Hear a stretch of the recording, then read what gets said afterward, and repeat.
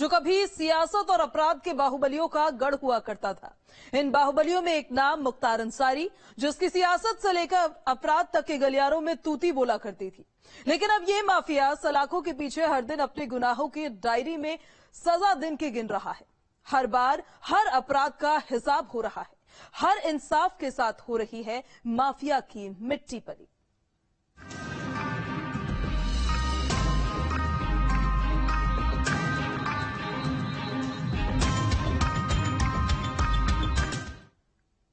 मुख्तार को जिस मामले में सजा हुई है, आखिर वो था क्या? क्यों अवधेश राय हत्याकांड मुख्तार के लिए मुसीबत बन गया? क्या हुआ था उस दिन और कैसे फंसा माफिया मुख्तार इस पूरे मामले में? सब कुछ पहले समझिए आप। यूपी का पूर्वांचल, जहां कभी मुख्तार अंसारी की हनक हुआ करती थी। पूर्वांचल का ये डॉन खुलेआम कई वारदातों को अंजाम दिया करता था। माफिया की क्राइम कुंडली में 2 हत्याकांड बेहद सुर्खियों में रहे। इन्हीं में से एक अवधेश राय हत्याकांड को लेकर मुख्तार अंसारी के गुनाह का सालों बाद हिसाब किया गया। 26 साल के लंबे इंतजार के बाद मुख्तार अंसारी और भीम सिंह पर गाजीपुर की एमपी एमएलए कोर्ट ने 10 साल की सजा सुनाई है और साथ ही 5 लाख जमानत राशि भी तय की है। 26 सालों तक लगातार पीड़ित इंतजार करते रहे।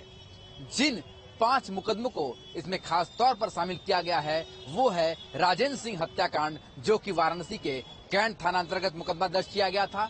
इसके अलावा वशिष्ठ तिवारी उर्फ माला गुरु हत्याकांड, जो कि गाजीपुर में हुआ था। इसके साथ ही कांस्टेबल्स रघुवंश सिंह पर जानलेवा जो हमला किया गया वो चंदौली के मुगलसराय थाना अंतर्गत मुकदमा दर्ज किया गया था। साथ ही अवधेश राय हत्याकांड, जो कि वाराणसी के चेत सिंह थाने में मुकदमा दर्ज किया गया था। 90 के दशक में पूर्वांचल में माफिया अपना गढ़ बनाने की खींचतान में थे। गैंग्स के बीच गैंगवार में भी इन माफियाओं के लिए आम सी ये बात थी। ऐसे में एक तारीख 3 अगस्त 1991 की घटना से वाराणसी का चेतगंज इलाका हिल उठा। अवधेश राय के घर के बाहर ताबड़तोड़ फायरिंग होती है। अवधेश राय की हत्या कर दी गई। पूरा शरीर गोलियों से छलनी किया गया। उस दिन अवधेश राय कहीं जा रहे थे। घर के बाहर गाड़ी के पास खड़े थे, तभी एक वैन आती है। फायरिंग की जाती है। फायरिंग के बाद हमलावर फरार हो गए। मामले में सीधा आरोप मुख्तार अंसारी पर लगा। हमारे बड़े भाई की जो हत्या हुई थी उसमें गैंगस्टर लगा था गाजीपुर से, उसमें 10 साल की सजा सुनाई है। मैं न्यायपालिका को धन्यवाद देना चाहता हूँ। और अकेला 5 मुकदमे उनके ऊपर लगाए गए थे तो गैंग चार्ट में 4 मुकदमे में बाइज्जत बरी हो गए। तो एक अकेला मुकदमा था जिसमें मैंने गवाही किया था गाजीपुर जाकर, उसमें इनको सजा हुई। अवधेश राय हत्याकांड मामले में साल 1996 में केस दर्ज किया गया। मुख्तार के साथी भीम सिंह पर भी आरोप लगे। मामले में गैंगस्टर एक्ट मुख्तार पर लगाया गया। 12 दिसंबर 2022 को कोर्ट में बहस पूरी हुई। कुल 11 गवाहों ने मामले में पक्ष रखा। 12 दिसंबर को मामले में फैसला सुरक्षित रखा गया। 15 दिसंबर को मुख्तार के खाते में एक और गुनाह का हिसाब लिख दिया गया, जिसमें उसे 10 साल जेल, 5 लाख का जुर्माना लगाया गया है। अवधेश राय हत्याकांड एक ऐसा हत्याकांड था जिससे न सिर्फ जराइम की दुनिया में मुख्तार अंसारी को आगे तक ले गया, बल्कि उसकी दहशत बढ़ती चली गई। और न्याय की आस में उनके भाई अजय राय लगातार लगे रहे। गवाही पर गवाही होती रही, तारीख पर तारीख पड़ती रही, पर न्याय नहीं मिल रहा था।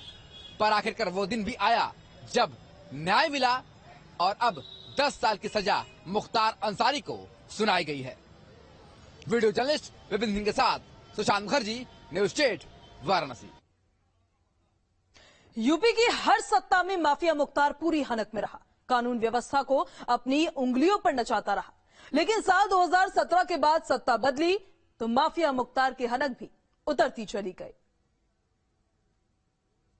2017 के बाद जिस तरह से योगी सरकार ने अपराधियों पर जीरो टॉलरेंस का रवैया अपनाया है, उसी का असर है कि मुख्तार अंसारी के एक के बाद एक केस लगातार खुलते जा रहे हैं और उसमें सजा भी हो रही है। साल 2017 के बाद से माफिया मुख्तार के दिन उल्टे शुरू हुए तो हर रात उसकी सलाखों के पीछे काली होती चली गई। तो जो राजनीति का अपराधीकरण जब हुआ है तभी ये सारी चीजें चली हैं और उसी वजह से ये सारे लोग जो भी, चाहे मुख्तार अंसारी हो, चाहे अतीक हो, चाहे जो भी लोग हैं जिनको भी हम ये इस तरह के अपराधी मानते हैं, वो सब इसी तरह परवान चढ़े और इसी तरह वो है और हर दौर में जिनकी जिस तरह सत्ता रही है उसी तरह उसका ट्रीटमेंट भी होता रहा। माफिया मुख्तार की पूरी गैंग पर एक्शन हुआ। मुख्तार के खिलाफ कुल 59 मामले दर्ज हुए। कोर्ट में करीब 20 मामले विचाराधीन हैं। अब तक 4 मामलों में मुख्तार को सजा हुई। मुख्तार और उसके 282 साथियों पर कार्रवाई हुई। गैंगस्टर एक्ट के तहत कुल 126 कार्रवाई की गई। गुंडा एक्ट के तहत कुल 66 कार्रवाई हुई। अब तक 5 साथियों का एनकाउंटर हो गया। 290 करोड़ से ज्यादा की संपत्ति जब्त की गई। 282 करोड़ से ज्यादा की संपत्ति पर बुलडोजर चला। 3 महीने के भीतर मुख्तार अंसारी को ये तीसरी बार सजा मिली है। मुख्तार अंसारी ने कभी सपने में भी नहीं सोचा होगा कि एक दिन उसका ये हाल होगा।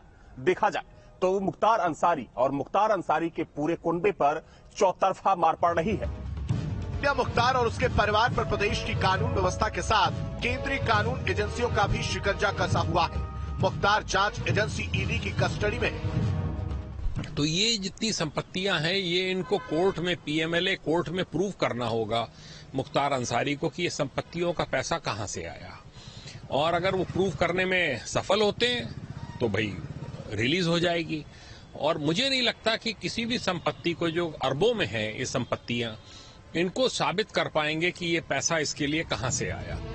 बांदा जेल में बंद माफिया पर कानून का शिकंजा लगातार कस रहा है। हर दिन माफिया की मिट्टी पलीद हो रही है।